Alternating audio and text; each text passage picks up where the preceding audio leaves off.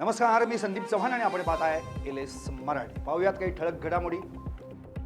Kolhapur शेंडा park परिसरातील 36 hectare जागा IT पार्कसाठी देण्याचा निर्णय. मुख्यमंत्री देवेंद्र फडणवीसांच्या अध्यक्षतेखाली मंत्रिमंडळ बैठकीत निर्णय. महसूल मंत्री चंद्रशेखर बावनकुळे यांचा प्रस्ताव मान्य. पालघर सार्वजनिक वाहतूक व्यवस्था सक्षम करण्यासाठी येत्या 2 वर्षांमध्ये टप्प्याटप्प्यानं 200 नवीन बसेस उपलब्ध करून देण्याचा निर्णय.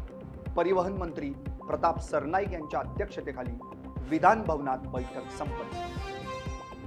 चंद्रपूर महानगरपालिकेत स्थायी समिती निवडीवरून अंतर्गत वाद चव्हाट्यावर. गटनेते राजेश अडूळ यांनी प्रदेशाध्यक्ष हर्षवर्धन सपकाळ यांच्या आदेशांकडे दुर्लक्ष केल्याचा आरोप. छत्रपती श्री शिवाजी महाराजांच्या जयंतीनिमित्त शिवनेरीवर दीपोत्सवानं कार्यक्रमांना सुरुवात. सह्याद्री गिरीभ्रमण संस्थेच्या वतीनं 24व्या दीपोत्सवात युनेस्कोच्या बोधचिन्हाची आकर्षक रचना. देहूमध्ये संत तुकाराम महाराज बीज सोहळ्यानिमित्त भाविकांची मोठ्या प्रमाणावर गर्दी. टाळ मृदंगांच्या गजरात, ज्ञानोबा तुकोबाच्या जयघोषात भक्ती मेळाव्याचं वातावरण. पैठणच्या नाथ मंदिरात रांजण भरण्यास सुरुवात. पांडुरंग घागरभर पाणी रांजणात टाकणार असल्याची प्रथा. पाण्याचा प्रवाह 8 दिवस पैठण शहरांमध्ये चालणार. टाळ मृदंग भजनांनी शहर दुमदुमणार. रत्नागिरी कोकणात शिमगा उत्सव सुरू. श्री आदिष्टी साम भराडीन देवाची पालखी घरोघरी जायला सुरू. फाल्गुन पौर्णिमेपासून कोकणात शिमग्याला सुरू. कच्चे तेल वाहून नेणाऱ्या सोनांगोल नामिबे जहाजावर मिसाईल हल्ला. सुदैवानं तेल ओघळलं नसल्यानं मोठी दुर्घटना टळली. कोल्हापुरातील मरीन इंजिनियर रोहित पाटील आणि इतर 23 कर्मचारी सुरक्षित बाहेर काढण्याचे प्रयत्न सुरू. दाक्षिणात्य अभिनेता विजय देवरकोंडा आणि रश्मिका मंदाना यांचे शाही रिसेप्शन हैदराबादमध्ये संपन्न. रिसेप्शनमध्ये अक्किनेनी, नागार्जुन, चिरंजीवी आणि अनेक कलाकारांची हजेरी. मुंबई विजयदुर्ग सुरू झालेल्या M2M रोरो जल वाहतूक सेवेवर अडथळा. माल वाहतूक करणाऱ्या छोट्या टग बोटीची M2M रोरो बोटीला धडक लागल्यानं बोटीला 4 ठिकाणी होल. बुलढाण्यात गहू काढणीला हार्वेस्टर सारख्या आधुनिक यंत्रांचा वापर.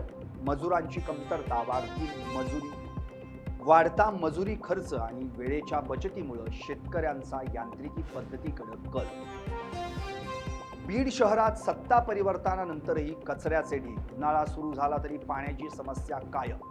गेल्या 40 वर्षांपासून कचरा पाण्याची समस्या कायम. कोल्हापुरात उसामध्ये गांजाची शेती. 7 किलो 600 ग्रॅम वजनाची गांजाची रोपं जप्त. स्थानिक गुन्हे अन्वेषण शाखेची कारवाई. महाबळेश्वर परिसरात अंबरग्रीस वेल माशाची उलटी तस्करी प्रकरण उघड.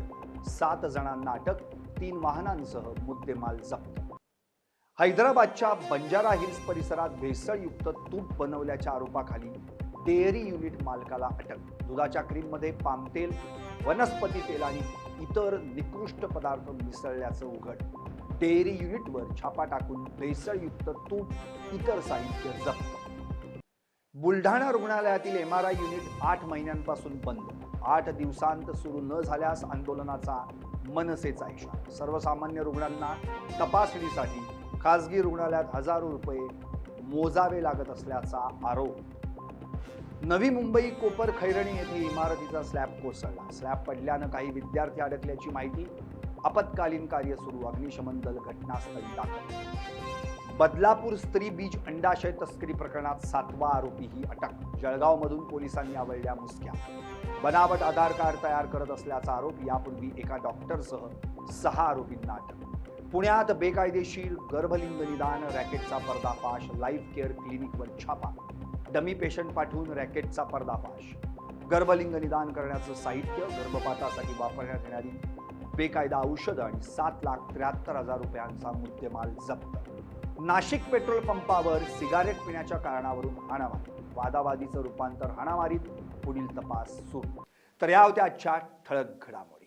तुम्ही पाहत रहा LS मराठी. सत्याच्या पाठी, बातम्या सर्वांच्या, सर्वांसाठी.